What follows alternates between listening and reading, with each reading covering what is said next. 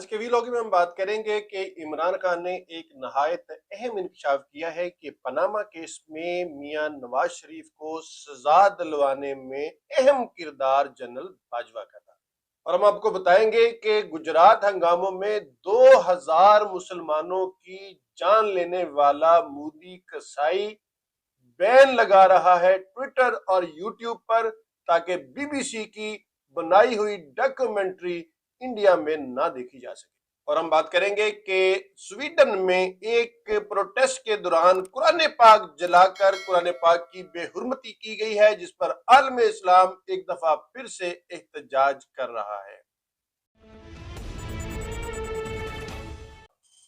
मोअज़्ज़ज़ ख़वातीन व हज़रात, अस्सलाम वालेकुम। आप देख रहे हैं रेड लाइन न्यूज यूएसए और मैं हूं शफकत हमीद संधू, एडवोकेट। चेयरमैन तरीके साहब इमरान खान ने बहुत अहम इंकशाफ किया है। कल वो जब बोल न्यूज को उन्होंने इंटरव्यू दिया तो उसमें उन्होंने ये बताया कि पनामा केस में मियां मोहम्मद नवाज शरीफ को सजा दिलवाने में हुकूमत का, जो उस वक्त की हुकूमत थी यानी इमरान खान की जो हुकूमत थी, उसका कोई किरदार नहीं है, बल्कि जो कुछ भी किया है वो जनरल बाजवा ने मैनेज किया और नवाज शरीफ को सजा दिलवाई और नाअहल करार दिलवाया, जिससे एक नई गुफ्तगू और नई बहस छिड़ गई है कि जनरल बाजवा जो है उनका क्या किरदार था कि वो इमरान खान भी आज उनके मुखालिफ हैं और जो चीजें मुनकशफ हो रही हैं उनमें यह भी पता चल रहा है कि मियां मोहम्मद नवाज शरीफ की हुकूमत का तख्ता उलटने भी उनका किरदार था। और इमरान खान भी मुसलसल यही इल्जाम लगा रहे हैं कि उनकी हुकूमत का तख्ता उलटने में भी जनरल बाजवा ही का किरदार था। यानी जिन दो अफराद ने, एक ने उसको उनको अपॉइंट किया था और दूसरे ने उनको एक्सटेंशन से नवाजा था, दोनों ही जनरल बाजवा के अताब का शिकार रहे। अब सवाल ये पैदा होता है कि क्या ये दोनों सियासी रहनुमा जो है वो जनरल बाजवा की जाती किसी इंतकाम का निशाना बने हैं, या ये दोनों नाअहल थे और गवर्नमेंट जो है उसको सही रन नहीं कर पा रहे थे। लेकिन इस बहस का फैसला तो वक्त ही कर सकता है, या किसी वक्त जनरल बाजवा जब वो 2 साल की अपनी आईनी मुद्दत बाद अज रिटायरमेंट पूरी कर लेंगे तो उसके बाद जब वो लबकुशाई फरमाएंगे तब पता चलेगा, या मौजूदा जो हमारी जो डिफेंस की रजीम है, एस्टेब्लिशमेंट की रजीम है, अगर वो इन मामलात पर कोई इंक्वायरी कंडक्ट करती है तो मामलात का पता चल सकता है। बहरहाल Shahid Khan Abbasi, former prime minister Pakistan, उन्होंने एक जो है अदालतों से,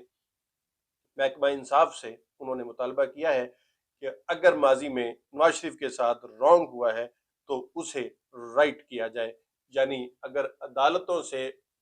कोई फैसले लिए गए हैं दबाव के तहत तो उन फैसलों को दुरुस्त करने की कोशिश की जाए। दूसरी तरफ अहम खबर यह है कि मिफ्ता इस्माइल जो साबिक वजीर खजाना है, जो शहबाज शरीफ के दाएं बाजू बनकर वो इस जो है रजीम चेंज ऑपरेशन के बाद जिन्होंने जो है वो बागडोर संभाली थी वजारत खजाना की, और बाद जनाबी साकडार को लाकर इनको फारिग कर दिया गया था, उनके खिलाफ मुस्लिम लीग नून ने उनको पार्टी बदर करने का फैसला किया है। फैसला हो सकता है क्योंकि उनके बयानात जो थे वो मौजूदा जो वजारत खजाना के जो मामलात हैं, जो उनके इंतजामात हैं, जो उनका प्रोसीजर है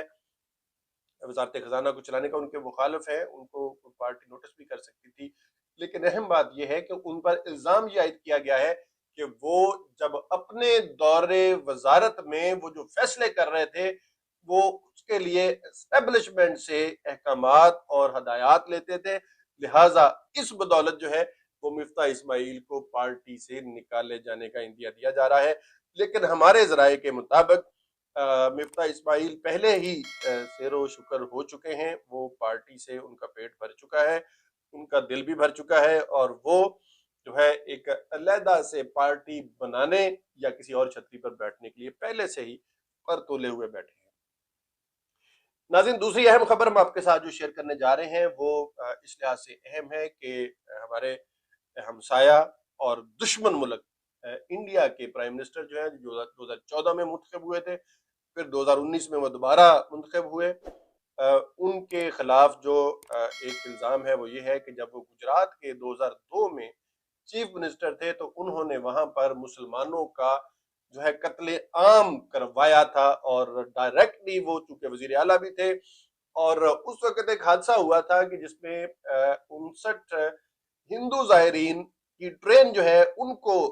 وہاں دہشت گردی ہوئی تھی اور وہ ان کو جلا دیا گیا تھا، جس کے بعد میں بڑی کانسپائریسی ہوئی اور پتہ چلا تھا، شواہد تھے بڑے اہم کہ ان کو جلایا بھی اسی لیے گیا تھا تاکہ ان کو بنیاد بنا کر تو گجرات میں مسلمانوں کا قتل عام کیا جا سکے۔ اور پھر یوں ہی ہوا تھا کہ ان 59 ہندو جو کہ اس ٹرین حادثے میں جل گئے تھے، ان کا بدلہ لینے کے لیے جو ہے گجرات کے گلی کوچوں کو جو ہے وہ مذبح خانہ بنا دیا گیا تھا، قتل عام کیا گیا تھا، چن چن کر مسلمانوں کو گھروں میں گھس کر مارا گیا تھا،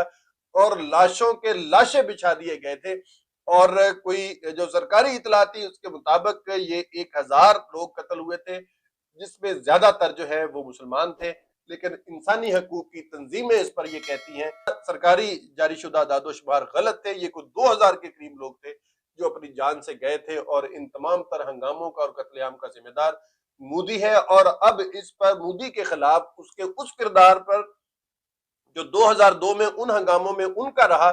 اس پر ایک بی بی سی نے انڈیا مودی دی کوسچن کے نام سے یوٹیوب پر ایک جو ہے ڈاکومنٹری اپلوڈ کی ہے، جس کو بھارت میں نہیں جاری کیا گیا، لیکن انڈیا کی جو وزارت اطلاعات ہے اس کے مشیر ہیں گورنمنٹ کے کنچن گپتا، ان کا ایک بیان آیا ہے جس میں انہوں نے بتایا ہے کہ یوٹیوب پر وہ جو ویڈیو لوڈ کی گئی ہے اس کو اور اس کے جو ساتھ ملحقہ 50 کے قریب ٹویٹر اکاؤنٹس ہیں ان تمام کو بلاک کر دیا گیا ہے، اور انڈیا بھر میں یہ رول جو ہے وہ نافذ کر دیا گیا ہے قانون کہ کوئی بھی شخص جو ہے وہ اس ویڈیو کا کوئی بھی کلپ شیئر نہیں کر سکتا، اس ٹویٹ کو لائک نہیں کر سکتا، اس جو ہے یوٹیوب کی ویڈیو کو لائک نہیں کر سکتا۔ یعنی جو مودی کا اصل کردار ہے وہ دکھا دیا ہے بی بی سی نے، اور بی بی سی نے اس ویڈیو کو اپلوڈ کر دیا ہے، اور اب مودی حکومت جو ہے وہ منہ چھپا رہی ہے، کیونکہ یہ انتہائی گھنونا کردار مودی کا جو تھا، اسی کردار نے اس کو بی جے پی کا پریزیڈنٹ بنا دیا تھا، اور پھر بی جے پی نے اسی مودی کو جو گجرات کا کسائی کے نام سے مشہور ہے وزارت عظمیٰ کا کینڈیڈیٹ بنایا اور اس کو منتخب بھی کیا تھا۔ اور اب یہی جو ہے مودی کسائی سرکار جو ہے نہ صرف انڈیا میں رول کر رہی ہے بلکہ اس نے مقبوضہ کشمیر کا جو ایک متنازع جو اس کا ایک کردار تھا، جو اس کا ایک استصواب رائے کا جو حق تھا، وہ بھی چھین کر اس کو بھارت کا حصہ زبردستی سے بنا دیا ہے۔ اور ایک اہم خبر آپ کے ساتھ ویلو کے اینڈ پہ شیئر کر رہے ہیں کہ سویڈن کے اندر ایک ہنگامے کے دوران قرآن پاک کو جو ہے مظاہرین کی جانب سے جلایا گیا ہے، جس پر اس قرآن کی بے حرمتی کے خلاف جو ہے پورا عالم اسلام ایک دفعہ پھر سے جو ہے وہ احتجاج گناہ ہے، اور ہر طرف سے جو ہے وہ بیانات مذمتی بیانات آ رہے ہیں، اور اس سلسلے میں پاکستان کی جانب سے بھی وزیر اعلیٰ نے بھی وزیر اعظم نے بھی بیانات مذمت کے جاری کیے ہیں، جبکہ عمران خان کا بیان یہ ہے، انہوں نے کہا ہے کہ میری گورنمنٹ کے دور میں ہم نے یونائیٹڈ نیشن سے مطالبہ کیا تھا اور اسلاموفوبیا کے اوپر ایک انٹرنیشنل ڈے جو ہے وہ بھی مقرر کروایا تھا، جس کا مطلب ہی یہ ہے کہ اسلاموفوبیا جو ہے وہ اظہار رائے کی آزادی جو ہے وہ اسلاموفوبیا اس کے اندر نہیں آتا ہے، بلکہ اسلاموفوبیا ایک ہیٹ کی ایک نفرت کی علامت ہے، اور اسی چیز کو ثابت کرنے کے لیے ہر سال جو ہے وہ اقوام متحدہ کا ایک دن منایا جائے گا، اور انہوں نے بھی اس عمل کی بے تحاشا مذمت کر کے جو اس کے ذمہ داران ہیں ان کو قرار واقعی سزا دلوانے کا مطالبہ بھی کیا ہے۔ کہ بھی لوگ سے اتنا ہی ناظرین، اگلی نشست میں پھر ملاقات ہوگی، اپنا خیال رکھیے گا، اپنے ارد گرد کے لوگوں کا اور خصوصاً اپنی آزادی کا خیال رکھیے گا۔ پاکستان زندہ باد، پاکستان